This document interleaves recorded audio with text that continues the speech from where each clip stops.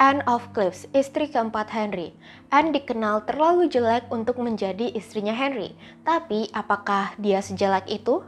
Hai, namaku Mega dan selamat mendengarkan ceritaku. Sebelum lebih lanjut lagi nih, biar kalian lebih mengerti tentang dinasti Tudor, kalian bisa nonton dulu playlist Tudor History yang ada di channelku. Karena aku juga di sana bahas istri-istri Henry yang sebelumnya. Anna von Cleves atau Anne of Cleves lahir pada 22 September 1515 di Düsseldorf, Jerman.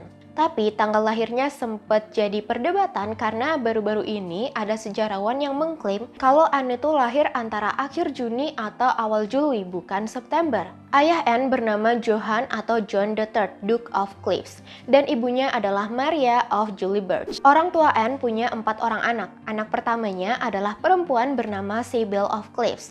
Dia beda 3 tahun sama Anne. Sybil sama Anne dikenal sangat dekat, bahkan nih ketika Anne pergi ke Inggris mereka tetap berkirim surat. Anak keduanya adalah Anne of Cleves sendiri, terus anak ketiganya adalah satu-satunya laki-laki di keluarga tersebut bernama Wilhelm dan anak terakhirnya bernama Amalia, perempuan juga. Nanti ayahnya Anne yaitu John, dia meninggal di tahun 1538, tepat setahun sebelum Anne menikah dengan Henry. Kemudian gelar Duke of Cleves nanti beralih ke anak laki-lakinya yaitu Wilhelm Duke of Cleves. Nggak seperti Catherine of Aragon dan Anne Boleyn, Anne of Cleves ini nggak pernah benar-benar mendapatkan pendidikan formal. Anne sendiri cuma tahu caranya membaca dan menulis dalam bahasa Jerman. Anne tumbuh dengan cukup dikekang ya, maksudnya adalah dia tuh cuma diem aja di dalam rumah. Ini disebutkan karena peran dari ibunya sendiri, yaitu emang cukup keras. Jadi Anne ini dididik sama ibunya untuk menjadi istri yang penurut dan menyenangkan untuk suaminya nanti. Ya karena cuma dididik menjadi istri, Anne gak diberikan pelajaran akademik yang terlalu berarti. 24 Januari 1536, Henry pernah mengalami kecelakaan saat bermain jousting. Jousting itu adalah olahraga kuno kayak gini. Jadi ada 2 orang di atas kuda yang memegang tombak, dan mereka nantinya akan berlari ke arah masing-masing untuk menjatuhkan lawan dengan tombak tersebut. Akibat dari jousting tersebut, Henry jatuh dari kudanya dan mengalami luka yang cukup dalam di kakinya. Sampai akhir hidupnya nih, luka itu membuat dirinya susah berjalan. Ini nih yang bisa dibilang titik baliknya Henry. Di tahun 1539, Henry yang berusia 48 tahun bukan lagi sosok raja yang charming, melainkan sekarang dia menjadi sosok raja paruh baya yang temperamental, gendut, dan kesusahan untuk berjalan. Kepergian Henry dari gereja Katolik Roma di tahun 1529 membuat Henry dibenci sama sebagian besar wilayah Eropa, termasuk Paus dan Kaisar Romawi Suci Charles V. Untuk yang pengen tahu nih tentang kejadian ini juga bisa nonton di videoku tentang istri pertama dan istri keduanya Henry. Permusuhan ini tentunya bikin Inggris dalam posisi yang kurang baik karena punya enemy di mana-mana. Saat inilah Henry perlu aliansi yang satu tujuan sama dia, yang bisa memperkuat Inggris. Cara yang paling bagus tentunya untuk beraliansi adalah dengan menikah. Tahun 1539, penasehatnya Henry yaitu Thomas Cromwell juga mengatakan hal yang sama. Dia terus mendesak Henry untuk mencari istri baru agar posisi Inggris ini tetap kuat di antara gempuran reformasi agama. Thomas Cromwell kemudian mencari ke sepanjang Eropa dan akhirnya dia menemukan keluarga bangsawan kecil tapi cukup berpengaruh nih di bagian utara Jerman, yaitu keluarga Duke of Cleves, di mana Wilhelm Duke of Cleves saat itu punya 2 saudara perempuan yang belum menikah, yaitu Anne dan Amalia. Tapi Cromwell ini lebih pengen Anne nih yang nikah sama Henry. Cromwell percaya kalau menikahi saudari Duke of Cleves akan memberikan Inggris dampak yang positif. Ketika Cromwell memikirkan efek politiknya nih, di lain sisi Henry memikirkan gimana ya nanti parasnya si Anne ini, apakah cantik? Apakah sesuai dengan seleranya? Tentunya untuk meyakinkan Henry agar menikah dengan Anne, pada Agustus 1539 Cromwell menulis surat ke Henry yang berisi tentang betapa atraktifnya Anne. Pokoknya dalam surat itu Anne disebut cantik. cantik wajah dan cantik raganya.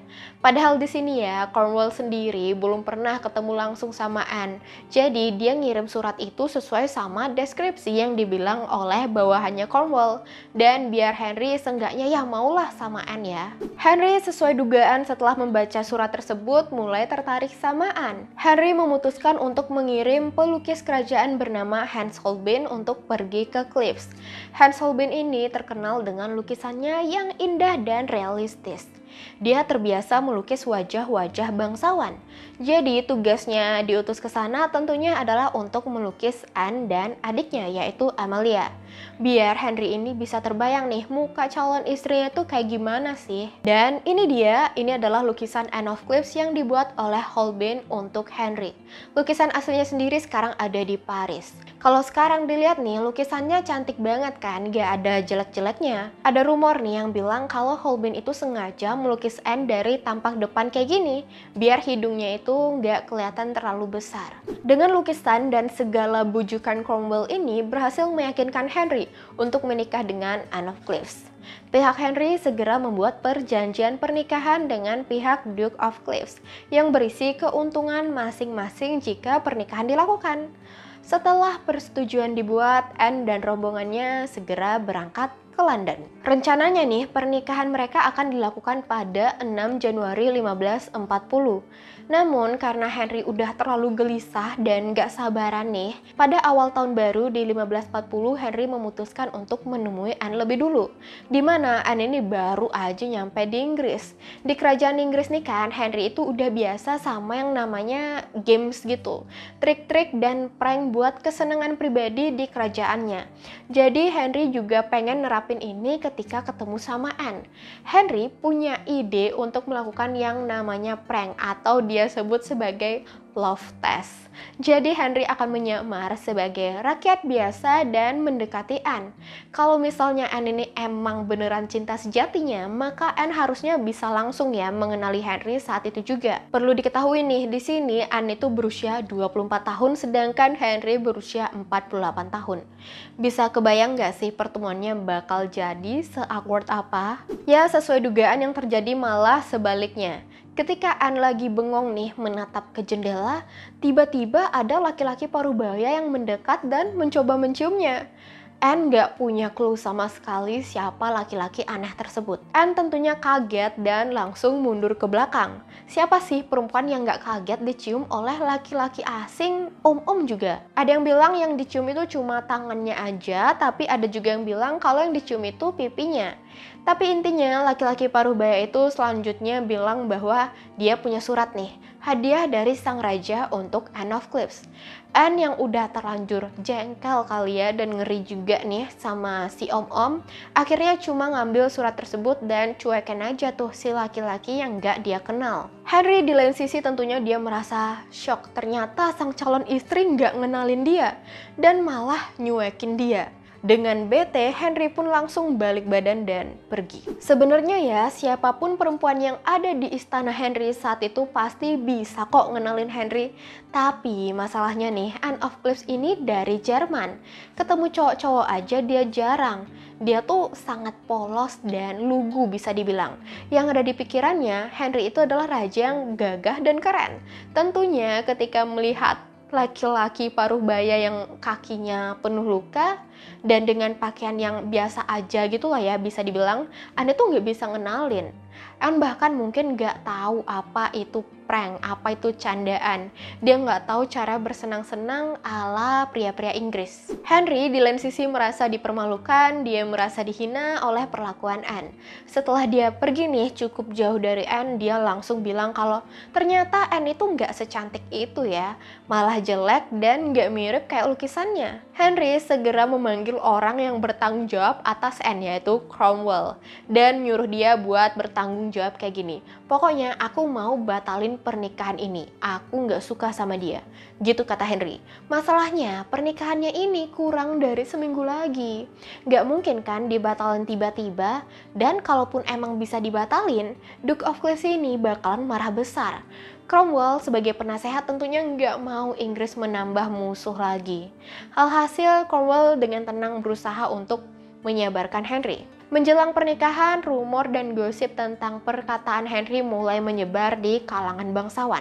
Tahu kan, para bangsawan itu suka banget ngejulit. Mulai deh mereka nyebutin gimana kecewanya sang raja dengan wajah asli Anne yang ternyata jelek. Akhirnya tanggal 6 Januari 1540, Henry terpaksa menikah dengan Anne.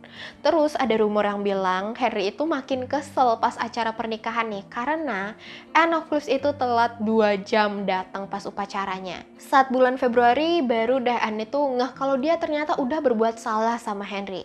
Di sini Anne terus berusaha untuk menjadi istri yang penurut dan menyenangkan bagi Henry, seperti yang sering diajarkan dulu oleh ibunya. Selama 6 bulan kemudian di pernikahan tersebut, Henry terus mencari cara bagaimana dia bisa berpisah baik-baik dengan Anne. Oh ya, selama 6 bulan ini juga Henry lebih sehat ya. Dia udah mulai tertarik untuk berduaan di kamar. Tapi bukan sama Anne of Cleves, Henry malah mengajak salah satu lady in waitingnya Anne of Cleves yang paling muda, yang bernama Catherine Howard. Si Catherine ini nih yang suka diajak ke kamar sama Henry. Dikatakan Anne sama Henry tuh nggak pernah benar-benar menyempurnakan pernikahan mereka. Yang ada, Henry itu selalu nyari lady in waitingnya Anne aja. Udah terbayang nih di kepalanya Henry kalau Catherine Howard ini yang bakalan jadi istri dia selanjutnya. Henry juga udah mendapatkan cara untuk berpisah dengan Anne secara hukum. Jadi nggak perlu pakai pedang atau kapak lagi lah ya. Ups. Juli 1540, Henry akhirnya mengajak Anne untuk menyetujui pembatalan pernikahan mereka. Salah satu alasannya karena dulu Anne berumur 12 tahun, dia tuh udah pernah nih, udah sempat bertunangan sama Duke of Lorraine. Jadi menurut Henry itu pernikahan sekarang ini harusnya nggak dilakuin alias harus dibatalkan. Awalnya Anne tentunya menolak pernikahan tersebut, tapi Henry kemudian menawarkan sesuatu yang sangat sulit ditolak oleh Anne. Pada 12 Juli, Henry menulis surat untuk Anne bahwa setelah bercerai dia bebas untuk pulang ke Jerman. Namun jika Anne memutuskan untuk tetap di Inggris, Anne akan diberikan uang sebanyak 4.000 pound sterling setiap tahunnya. Anne juga bakalan diberikan beberapa tanah beserta rumah dan pelayannya. Henry juga meyakinkan Anne kalau dia bisa menikah lagi semaunya dia. Henry memberikan gelar sebagai adik favoritnya Henry. Jika menjadi adik Henry, itu berarti Anne mendapatkan posisi yang sangat tinggi di antara para bangsawan Inggris. Anne akan selalu diterima di kerajaan dan didahulukan daripada perempuan lainnya di Inggris. Yang bisa ngalahin posisinya Anne itu cuma ratu dan anak perempuannya Henry doang. Dan ini merupakan tawaran yang benar-benar menggoda untuk Anne. Satu lagi ya yang paling Anne sadari dari perjanjian ini adalah jika dia menyetujui bercerai nih dengan Henry, maka Anne of Cleves itu gak bakalan menghadapi takdir buruk yang mungkin akan terjadi padanya seperti pada istri-istri sebelumnya, yaitu Catherine of Aragon dan Anne Boleyn. Tahu kan kisahnya mereka berdua berakhir gimana? Anne dan Henry akhirnya dengan baik-baik setuju untuk membatalkan pernikahan mereka. Ya, mereka akhirnya bercerai dan Anne hidup bahagia. Sementara Henry, dia melanjutkan misinya untuk mencari istri kelimanya. Anne of Cleves selama hidupnya ini berada di bawah bayang-bayang ibunya kan, kemudian pas nikah berada di bawah bayangan Henry. Dan sekarang nih setelah bercerai dia menjadi perempuan yang bebas. Dulu dia selalu didoktrin untuk menjadi istri yang penurut, tapi sekarang dia adalah pemimpin tertinggi di rumahnya sendiri. Anne sendiri digambarkan hidup sebagai nyonya yang baik dan murah hati kepada para pelayannya. Karena sifatnya yang selama ini penurut nih dalam kerajaan, maka hingga akhir hayatnya, anak-anak Henry tetap menghormati Anne of Cleves, termasuk Mary ya. Gak nyangka ya ternyata sikap polos dan sabarnya Anne bisa bikin dia akhirnya dijuluki sebagai istri Henry yang paling beruntung. Sampai jumpa di ceritaku berikutnya dan jangan lupa di like, comment, and subscribe ya untuk membantu channelku biar semangat. Bye-bye!